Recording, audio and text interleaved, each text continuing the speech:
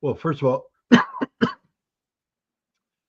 the Assad regime had a tremendous amount of weaponry, including Scud missiles, um, if not actual chemical weapons, which I don't believe they had.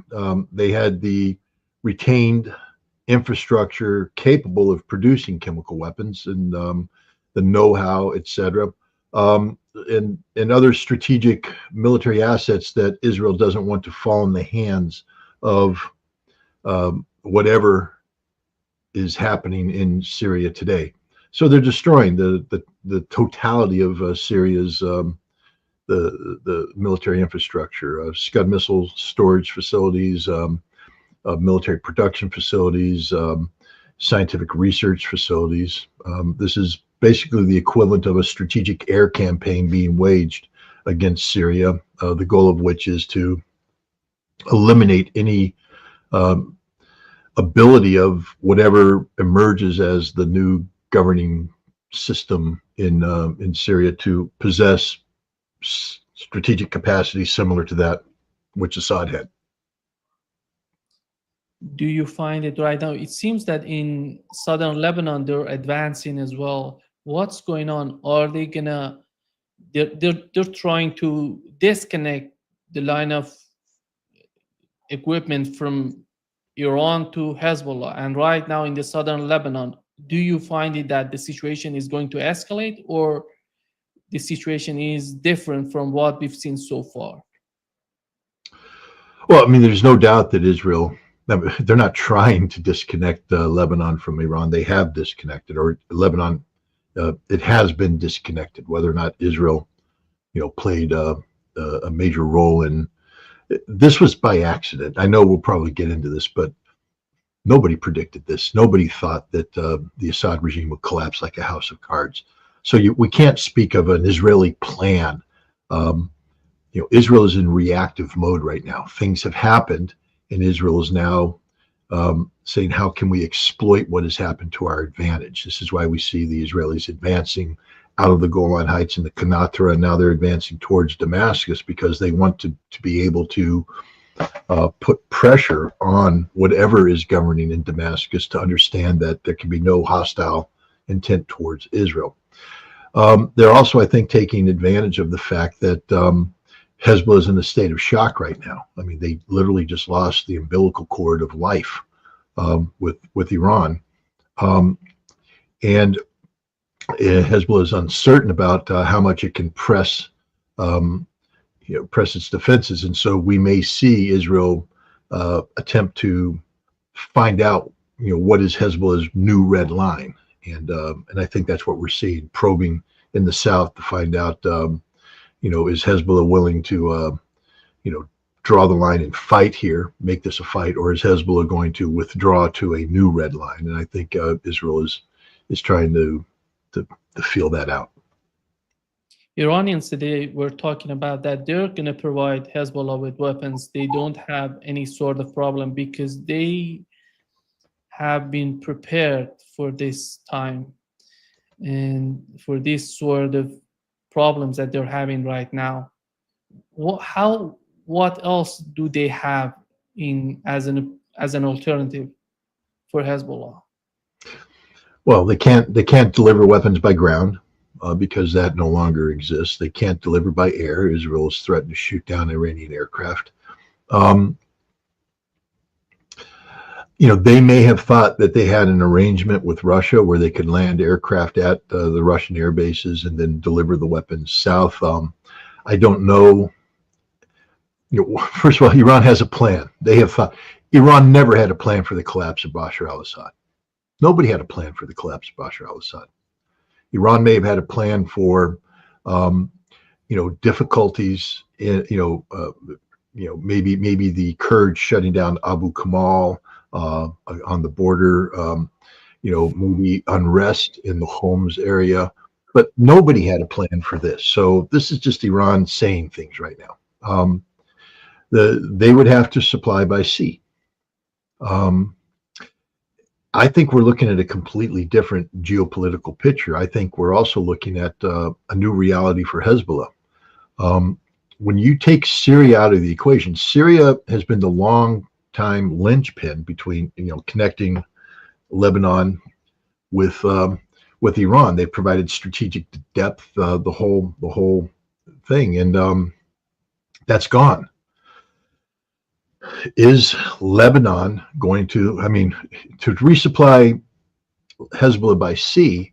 The Iranian ships landed in Syria. Is Lebanon going to allow Iranian ships to now debark in Lebanese ports? Is Israel going to allow that? I think if Iran tries to put ships into Lebanese ports, they get sunk. And what's Iran going to do about it? The Iranians are saying things right now because they have to say things, because they have to create a certain perception. But no, this is a strategic defeat for Hezbollah. Again, unpredictable, but here we are. And I think Hezbollah is going to have to make some decisions coming up. Let's never forget that Hezbollah is a political party, part of the Lebanese government. And one of the reasons why this ceasefire took place is because of the responsibilities of government that have been imparted to Hezbollah because of its status as a political party. They had to take the ceasefire because the conflict wasn't just about the Hezbollah versus Israel. It had consumed Lebanon. And the Lebanese people said, we're not willing to continue to pay this price. So there was that ceasefire. I think without the possibility of significant long-term resupply, Hezbollah as a standalone resistance movement has been sufficiently degraded to the point that at some point in time, I think you're going to have to see that Hezbollah does transition to control the Lebanese armed forces and becomes an extension of the Lebanese armed forces, responsive to the Lebanese government, not Hezbollah party. So we're going to see a complete redefinition of what Hezbollah is, because what it was is impossible to sustain. First of all, they lost Hassan Nasrallah, a very charismatic leader who had navigated Lebanese politics for some time and had a fantastic relationship with the Iranians, and whose sheer presence could influence outcomes. He's gone, and so is much of his senior leadership. The new leadership of Hezbollah lacks the history, the gravitas, the visibility that Nasrallah had. And they've just been handed the worst possible situation ever.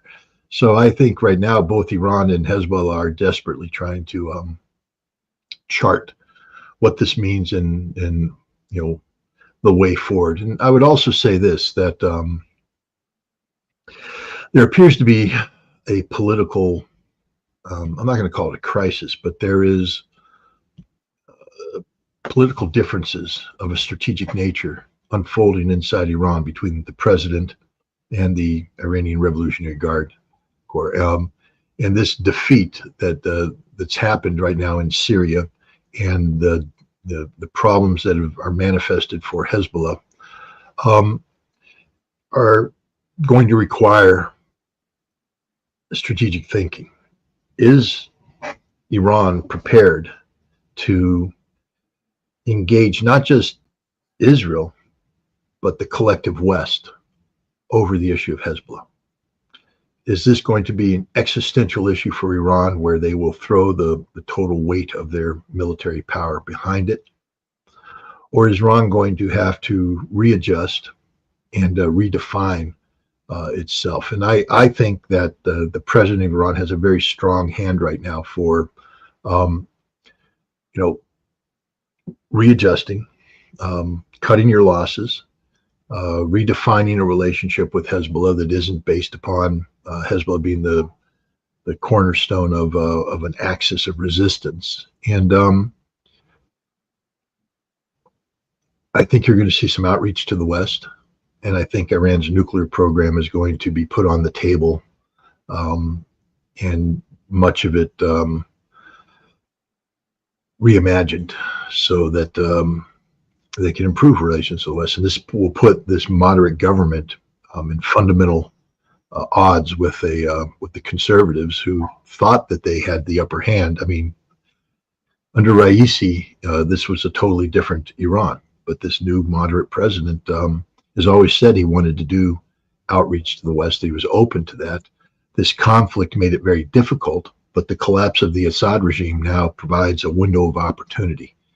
And it just happens to coincide with an American president who is looking for this very kind of redefinition of relationships with Iran. And we could be seeing a potential major foreign policy success for Donald Trump. You know, he withdrew from the JCPOA, calling it a bad deal. And many of the arguments that he made that said it was a bad deal manifested themselves as Iran responded to the non-compliance of the European Union to withdraw from, limits to enrichment, capacity, capability, etc. And as I've said, this has put Iran on the cusp of being a nuclear power. It just needs the political decision. That political decision could have been forthcoming if the continued antagonism between Iran and Israel pre-collapse of Assad furthered itself. But right now, I don't think, first of all, Israel believes that it has strategically defeated Iran. And from the standpoint of Hezbollah, Israel's probably correct. Not that it did it, but the defeat has occurred. Iran will, I think if they can improve relations with the West, they put their nuclear program, we're going to be seeing the end of Iran being on the cusp of having a nuclear weapon. This will be the denuclearization of Iran, so to speak. And it's something that Trump has always wanted to do. And ironically, in the second term, he may get what he sought in his first term. He always told the Iranians there's a better deal out there, but you have to be willing to give up your nuclear program.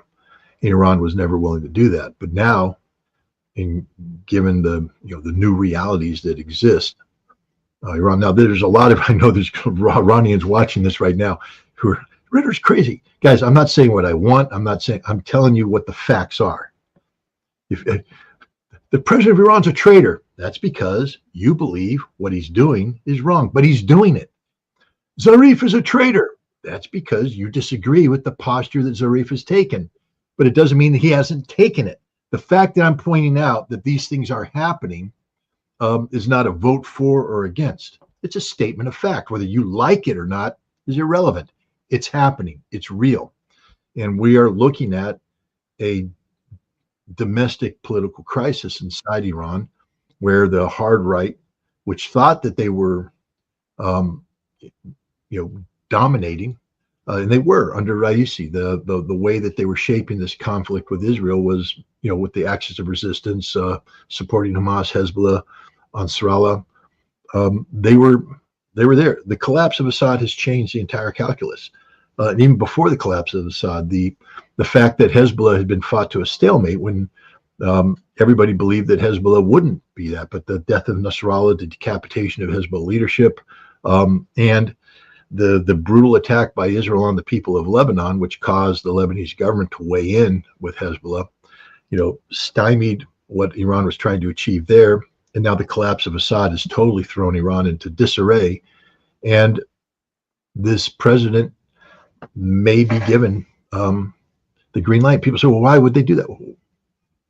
The Guardian Council approved him before he became president. I mean, not that they said he's going to be president, but they said he's going to be allowed to run for president. So the potential of a moderate president was already accepted by the Iranian leadership. They understood, and he ran on a platform that said, I want to improve relations with the West.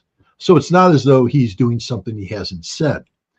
This was already considered by the Iranian leadership because they have to deal with the reality of the times and also the will of the Iranian people, what the Iranian people will support. And that means that the conservatives, aren't able to call all the shots. And now we have a situation where things that were holding the conservatives or boosting the conservative cause have gone away. Iran is uncertain, and I think that the supreme leader might be willing. Also, we have to keep in mind that the supreme leader is may not be of the greatest health, and that Iran has to start thinking about what comes next. So there's a lot of politics underplay right now. The direction they go. If Iran, sticks with a very conservative line, the Assembly of Experts may pick somebody who's conservative. But if you have an Iranian president that's leading a moderate approach to reconciliation with the West, the Assembly of Experts may pick somebody who will continue to allow this president to pursue that policy. So there's a lot of things going on in Iran right now, which explain why they would make a statement as the one they made that we have a plan for this. They don't have a plan for this. But they can't say that. They can't admit that. So they say they have a plan to create the perception of that they have their act together. Meanwhile, it's like that duck on a pond. When you take a look at a duck on a pond, he's just sitting there all smooth and looking good, but underneath those feet are churning a mile a minute. And I think that's what's going on in Iran right now. They're trying to create the impression of we're in control.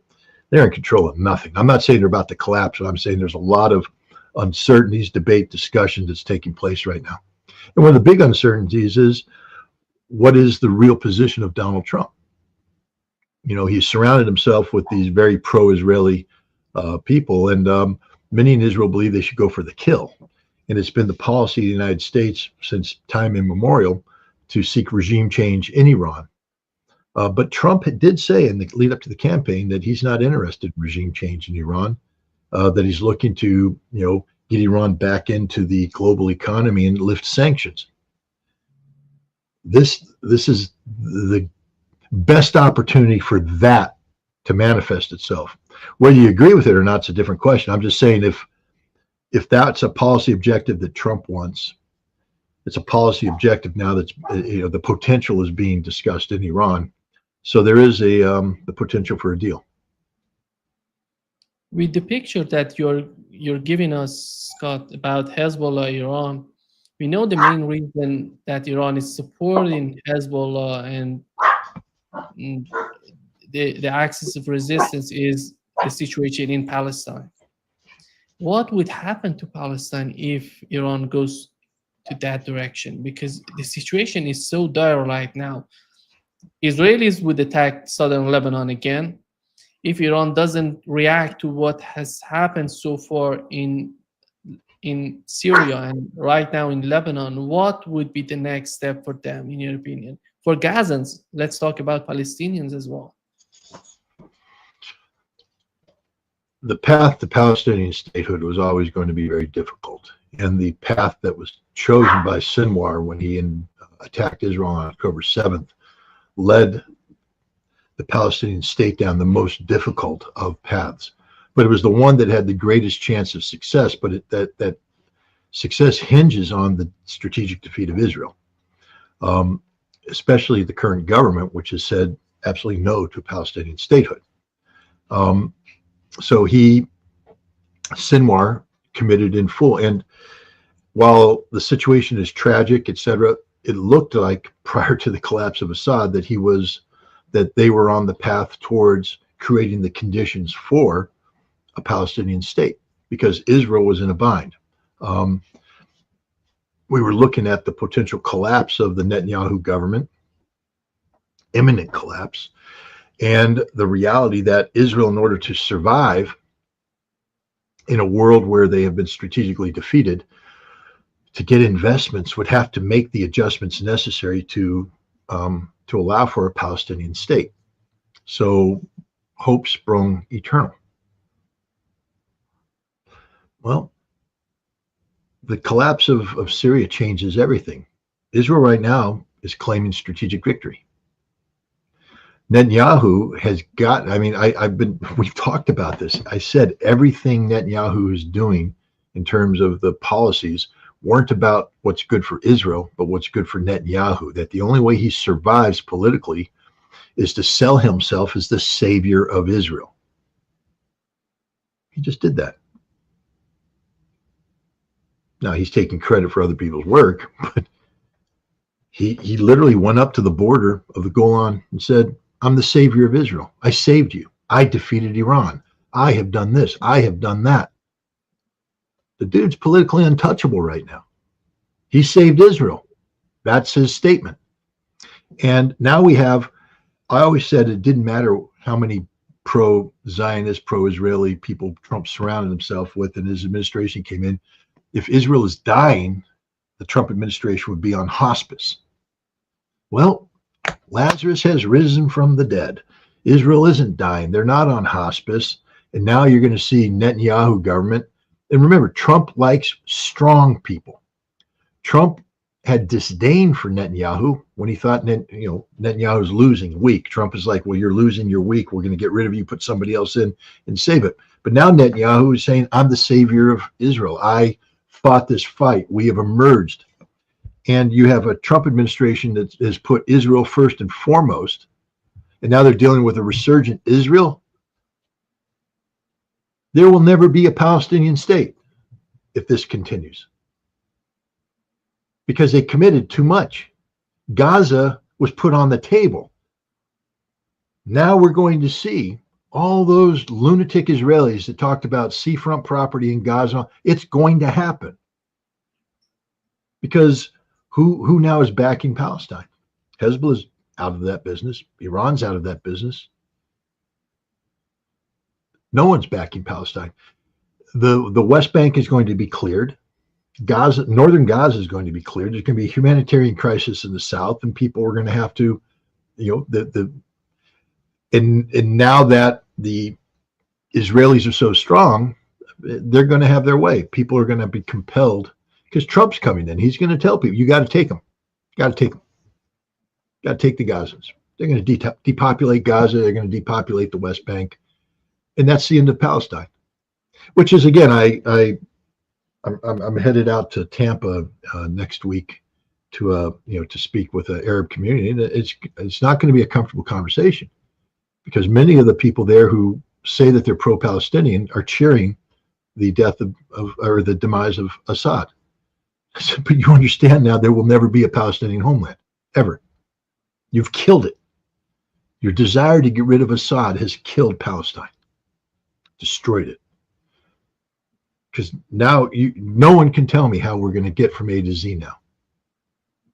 There was a path that could be carved out that allowed for a two-state solution that then would morph into a one-state solution as Israel continued to devolve. But with Israel winning, so in order for this to not happen, Israel's going to have to lose. And I just challenged somebody to come up with a scenario now where Israel loses. The only thing that made Israel lose was the resilience and the capabilities of the axis of resistance. What has happened, Scott? Do you want to add something? No, that's it. I'm just saying that axis of resistance has been deeply wounded, if not mortally wounded. They lost Syria. Syria was a very critical component of the axis of resistance. It's gone. Head-chopping jihadists are in control. Russian soldiers are running around as they withdraw from the various outposts they had. They're looking at Christian villages being slaughtered, Alawites being hunted down, Syrian soldiers being butchered. That's the future of I'm so furious at these people. These people cheering the demise of Assad. Because all you've done is condemn a nation to death. There's no such thing as a moderate head chopper. You think Jolani, because he had one interview with CNN, has suddenly changed his way? He's the same guy that killed American soldiers in Iraq, who helped facilitate ISIS, and now is in charge of an Al-Qaeda branch. You can change the names all you want. He is Al-Qaeda to the core. Al-Qaeda just won. And Americans are good with this. And people are cheering Gaddafi. People cheered Gaddafi. Look at Libya today. People cheered the fall of Saddam Hussein. Look at Iraq today. Syria is ruined, destroyed, finished. It always, I spoke with someone earlier today who said, well, maybe if Jolani can be, rebranded as a moderate, the United States will lift sanctions, and through through this potential economic revival, stability can be brought in. I said, really? If that was the way to bring stability, then why weren't we willing to work with a dentist? We weren't willing to lift sanctions with a dentist in charge of Syria. But now we're going to talk about lifting sanctions with the Al-Qaeda jihadist, head-chopping, American murdering person. This is crazy.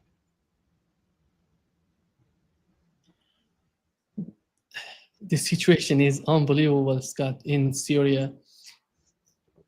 How did it happen, Scott, when you look at an army with 200,000 soldiers, giving the government, giving Syria, handed over to 20, 30,000, I don't know, jihadists and takfiris, whatever they call them.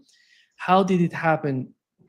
What was the role of Turkey in the whole situation?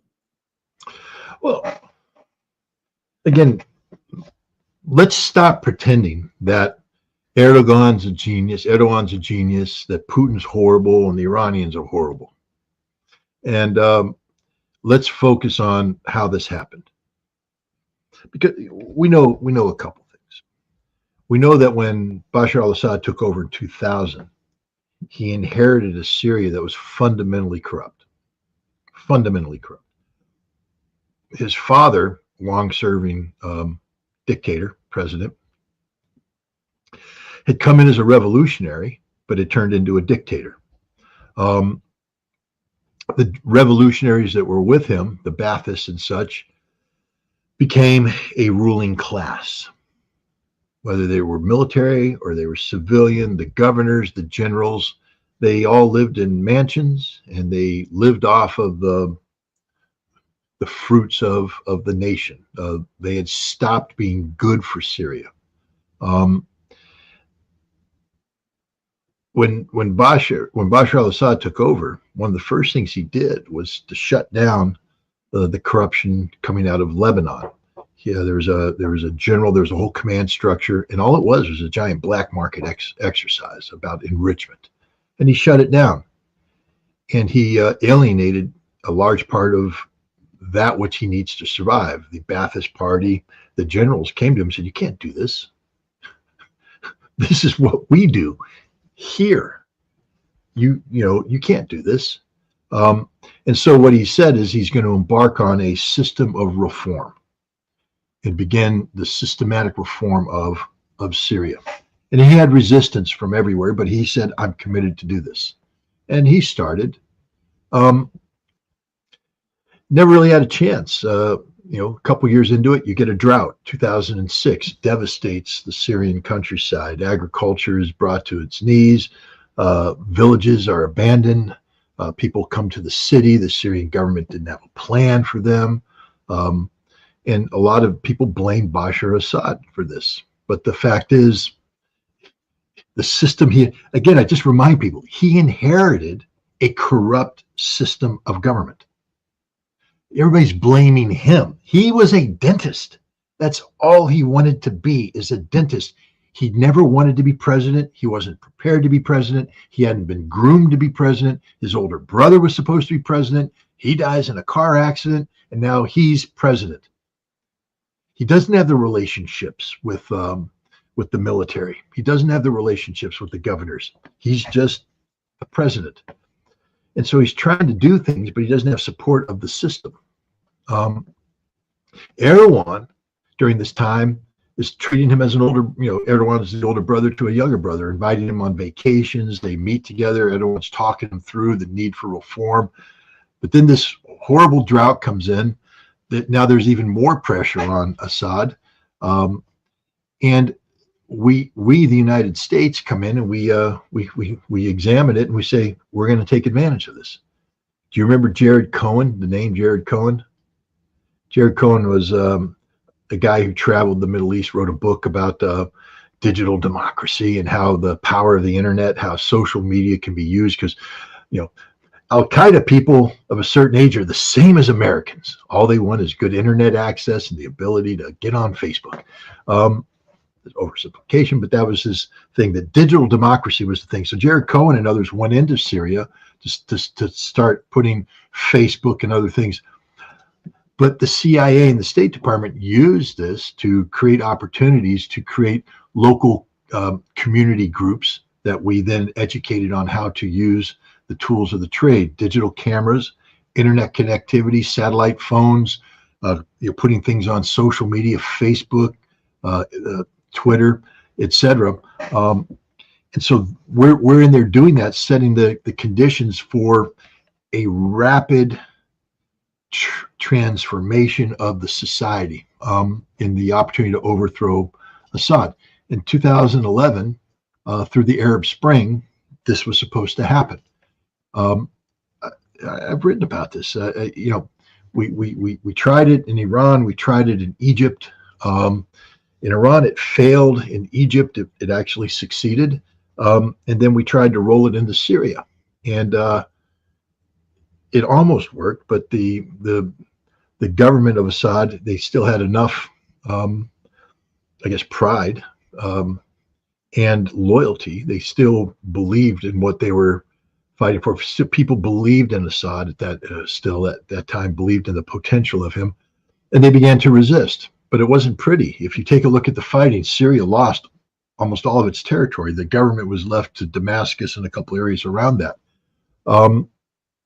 That's when Qasem Soleimani flew to Moscow and convinced the Russians to come in and assist. And between the Russian Air Force and the Iranian IRGC and their proxies, they were able to turn the tide and save. And during this time, the Syrian army fought very well, fought bravely, but they were backed by the Russian Air Force and they were backed by the Iranians. I mean, the fact of the matter is Iran liberated Aleppo, not the Syrian army. Iran liberated 4,000 Iranians and their proxies died in this battle. Russians lost hundreds of people, but they successfully restored Syrian sovereign control, Assad's sovereign control over much of the territory. In the end, the Russians were able to successfully take jihadist groups, al-Nusra groups around Damascus and evacuate them up to Idlib as part of the pacification problem. Dara, the groups down there retreated back into Jordan, and stability broke out. One of the last rounds of fighting in Idlib, because the HTS people, these al-Nusra Front head choppers, weren't working with the Turks and to do what they required under the Astana brokered peace agreements. The Russians, together with the Syrian army, launched a counterattack or an attack that seized control of a highway. I think it's M4 highway, a little east-west corridor. And that's sort of humiliating to everybody, the Turks, HTS, etc. But that was the reality there. You said Turkey. Turkey committed to the overthrow of Assad. Lots of political capital, lots of military capital, and Assad hung on. And then when Russia and Iran intervened, the Turks were sort of back on their back feet. The Astana process was a process dictated to the Turks. They were compelled to do this because they were not in a strong position. Putin, met and pretty much put his demands on Erdogan, who had no choice but to take them. But the Turks were always resentful of this peace, and they continued to support HTS and other anti-regime forces in Idlib. And it was Turkey's goal to redefine the relationship between Idlib and Syria so that Idlib could survive as a standalone entity that was stable enough because of a relationship with Assad that 4 to 5 million Syrian refugees could return home. I believe what happened is that HTS wants an attack to reclaim the M4 highway. It's a strategic highway. They wanted to restore to where they were so that they could begin putting pressure on Aleppo, because Turkey ultimately had strategic goals about Aleppo. But Turkey wasn't ready to take Aleppo today. Turkey just wanted to take the M4 highway and blame it on HTS. And the HTS guys went forward, and the Syrian army withdrew. Why would the Syrian army withdraw? What I said at the time was that it was a tactical withdrawal, that the Syrians had demobilized their forces, and that maybe they were taken by surprise. They weren't aware, so they made a tactical withdrawal to more defensible positions to buy time for the Russian Air Force to come in, the Iranians to come in with their proxies, the stiffeners, and then they would halt the advance and then push them back. I was dead wrong. Why? Well, I was looking at the same thing you were looking at. 170,000 Syrian troops, 50,000 reserves, another 40, 50,000 in the Air Force. They had fought like tigers earlier. These were guys who knew how to fight. Yes, they needed the Russian Air Force. Yes, they needed the Iranian stiffeners, but they didn't abandon the battlefield. They fought. So I just assumed they were going to do it again with the Russian Air Force and the Iranian stiffeners. There was no reason to believe that they wouldn't do this. But apparently, when the war ended in 2018, after things had been reversed, the Russians went to Assad and said, "Hey, this system you got going here isn't working. The system of corruption, this system of corrupt generals, corrupt politicians. You need to reform your military, top to bottom. We got to make it a professional military where officers don't control pocket the salaries of juniors, where the governors feel that the military is their own personal thing to be used to intimidate people and stuff. We have to professionalize your military from top to bottom. We're willing to help you do that." And Assad took a look at the situation. He said, "Well, I can't do that because I didn't get a chance to reform Syria. And now because of the war, I'm beholden to these people. These are the guys that saved me. These are the guys that, were there, made sure the black flag didn't fly over Damascus. I can't do that." So he rebuffed the Russians. The Iranians came in and said, "Okay, if you're not going to do that, then we need to bring in more resources so that we're here to back you up immediately." And Assad and the Russians said, "No, you can't do that because we promised Israel that we wouldn't allow Syria to become an Iranian base. And we've given Israel a green light to bomb sites in Syria that it believes are associated with Iran's effort to turn Syria into a base, and also to continue to supply Hezbollah." And then the Syrians were also reticent because even though Assad is an Alawite, the Alawites are a minority in Syria. The majority of the population is Sunni. And when you have Revolutionary Guard running around hanging up posters of Khamenei and Qasem Soleimani, bringing in Hezbollahs, hanging up posters of Hassan Nasrallah, it rubs the Sunnis the wrong way. And Assad said, "No, I'm not interested in that either," which means he's now left with an army that is losing the desire to sacrifice for the nation. They fought so hard to save Syria, and what did they get? Corruption. The generals and the governors didn't reform, and the Assad government isn't trying to reform them. And so now you have junior officers who don't have any money. They go beg for the payroll from the colonels who are sitting there eating caviar, and they have women all over the place. The colonels tell them to get the hell out of there. They have to go back to men who aren't getting paid either. You can dress a soldier up. If you go take a look at the Syrian army during the time of fighting, there's a ragtag army. Uniforms didn't match, nothing matched, but they fought. They fought hard. In the aftermath, they were all given new uniforms, and they looked good, but their heart was no longer in the fight. What are they fighting for? What are they here? And so when HTS came, these guys said, I'm not willing to do this again. We just did this for a decade. I'm not willing to do this again. I don't, for a government that's abandoned us, that's betrayed us, that doesn't pay us, and they dropped. The other thing that happened is that Assad had turned, he got reinvited back into the Arab community. He was traveling all over the place. The darling, he was going to become a member of the Arab League again, and he was going to, relations, Saudis were opening up embassies, and money was flowing in to rebuild Syria. Where'd that money go? To corrupt generals and corrupt politicians. It didn't go to rebuild Syria. It went into the pockets of anything that was rebuilt was the mansions of the governors, or maybe some local, whatever was done because it benefited a governor or a general. It didn't benefit Syria.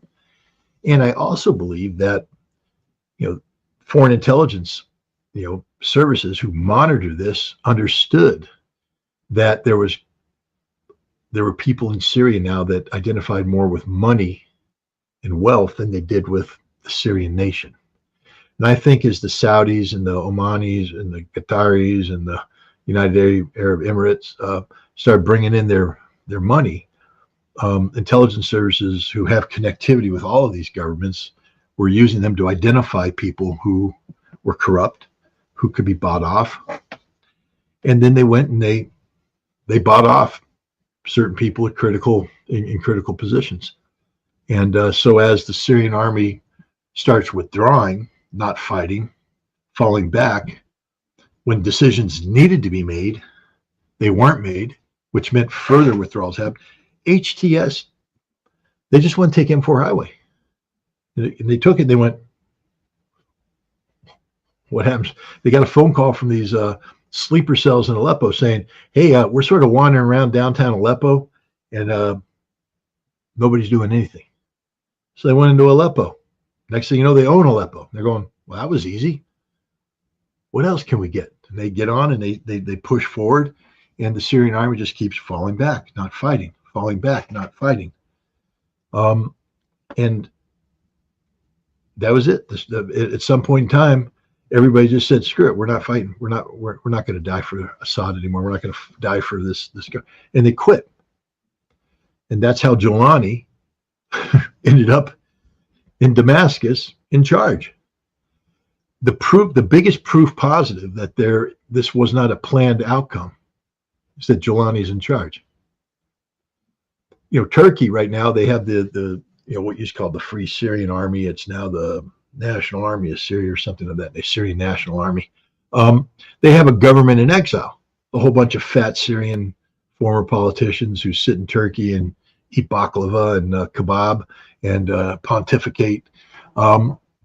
If this was a planned thing, they would have all been pulled out of bed 2 days earlier, put into their suits on a bus, and brought into Damascus, where they would say, we are in charge, we are ruling, we are governing.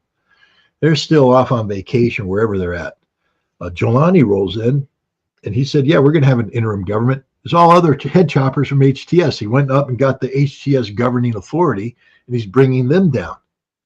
That would never be the solution if rational people were planning the demise of Assad. They would have another government. They'd have everything in order. They would have coordinated with the Israelis, so the Israelis don't have to carry out this bombing campaign to destroy everything. What happened was totally unpredicted. Nobody could have predicted it, and therefore, nobody can say with certainty what's going to happen. But I will say this. When you have chaos like this, when you overthrow a government that's been in power for that long, and suddenly the entire nation, everything that held it together, collapses, and you have tensions that have been brewing. You have tribes against tribes. You have Shia against Sunni, Alawites against Sunni, Christians against the Syria is going to Kurds against Arabs. Syria is going to devolve. It's going to collapse. I think Turkey, they've already raised the flag of Turkey over Aleppo. I think the Turkish government will incorporate the Vilayet of Aleppo into Turkey proper. If I were living in Mosul, I'd understand that that's the next target that Turkey is going to be going after. I think that we're going to have a situation in the rest of Syria that I think with the collapse of the Syrian government, the Turks are very nervous now that the Kurds may declare independence, because the Kurds had a relationship with the Assad government, but the Assad government's gone.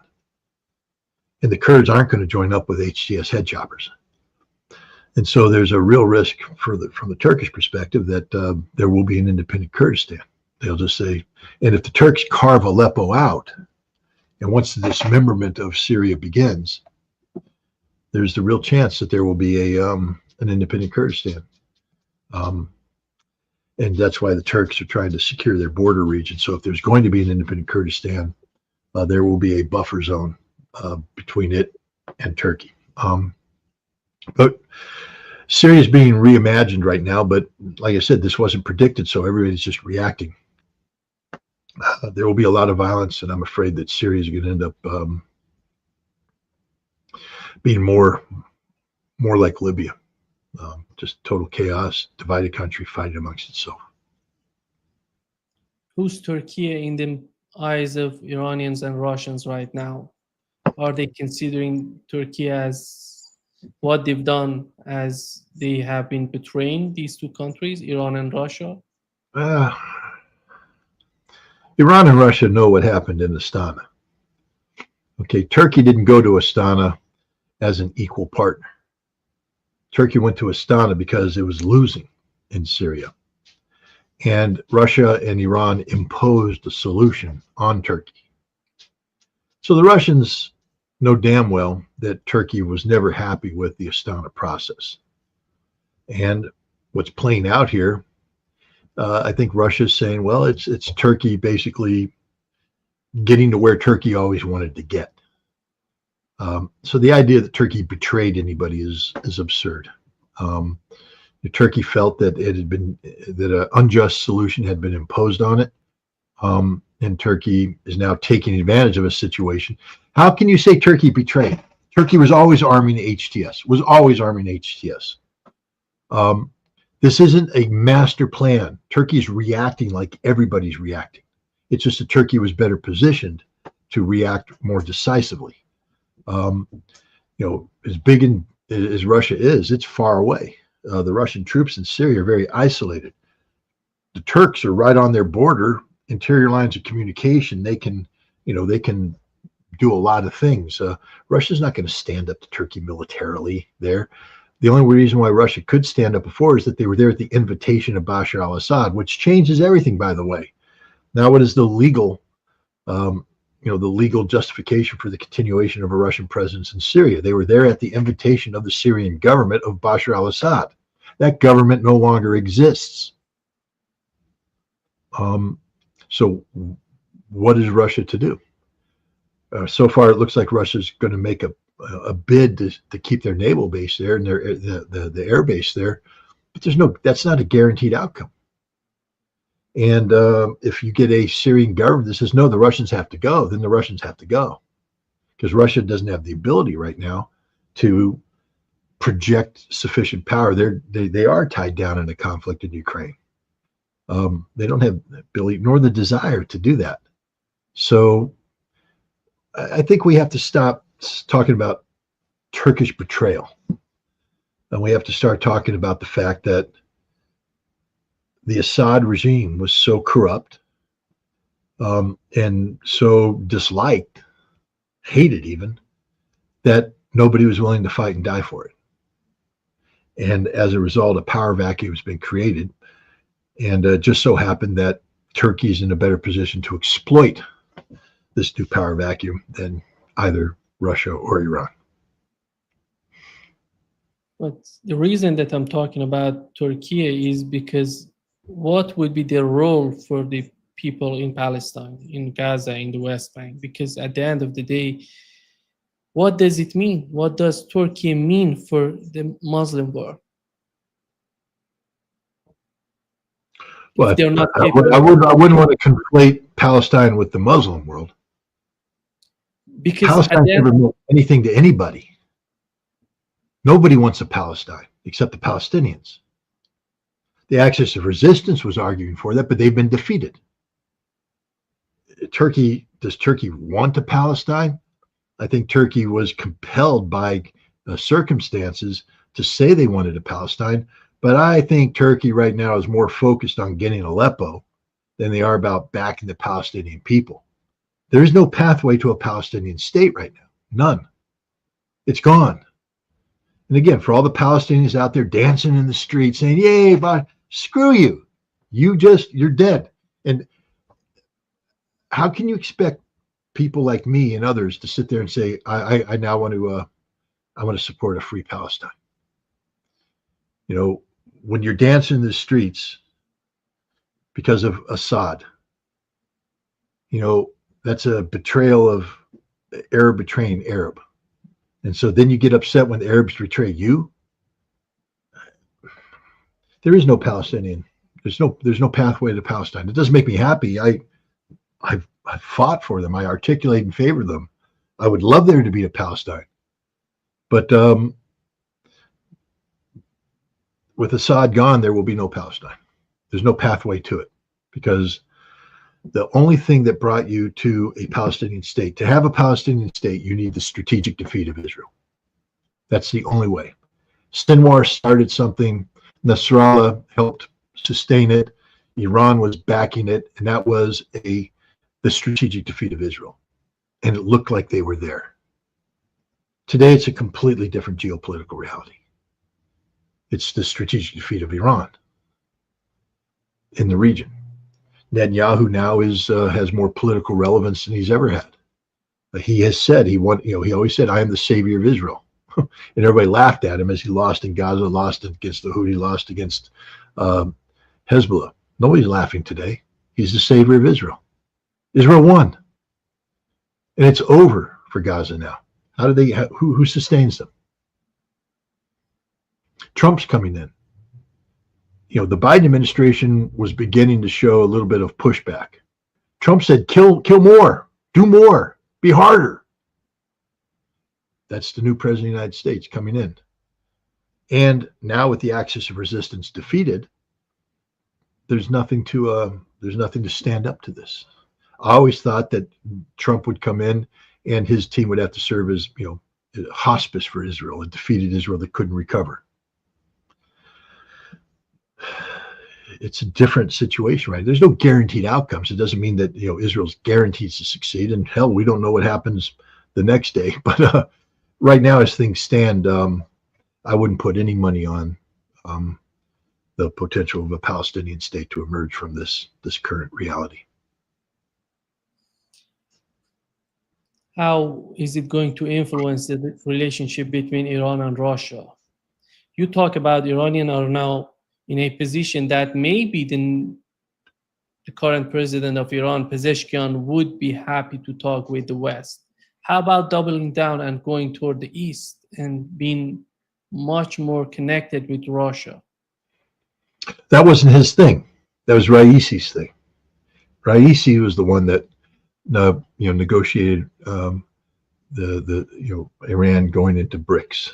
Raisi was the man that did the rapprochement between China, the China broker between Iran and Saudi Arabia. Raisi was the one who did the hard work for the Russian-Iranian strategic relationship. This new president came in and he lobbied, said, I want to have better relations with the West. That doesn't mean that they're going to cut relations with Russia. It doesn't mean that they're going to leave BRICS. But it does mean that, instead of this 100% pivot to the East, which I personally believe is the smartest decision that Iran could make, they're trying to go back to the West. What they're going to learn is the West can never be trusted. Whatever deal Russia cuts with Iran, it's not a deal that there's always strings attached to anything America does. And the idea that America is going to lift sanctions at a time when Iran is trying to pivot to the East is absurd. But there's going to be a temptation on the part of this Iranian president, and that to do good relations. And I think Trump's going to come in and try and cut a deal. And in the short term, the deal will look good. In the long term, it'll be disastrous for Iran, because the West has always betrayed Iran and will always betray Iran. Trump as a president is going to be in for 4 years. And so whatever personal deal he makes with the Iranians will have to be sustained by future presidential administrations. That, I just think though that the Iranians aren't going to. They have the wrong president to double down and sustain this pivot to the east. I think they're going to be tempted to make a deal with the West. It seems that Iranian president said that they're going to sign that comprehensive agreement between Iran and Russia by January 25th. And it would be 20th of 25th. And the same day that Donald Trump would take power.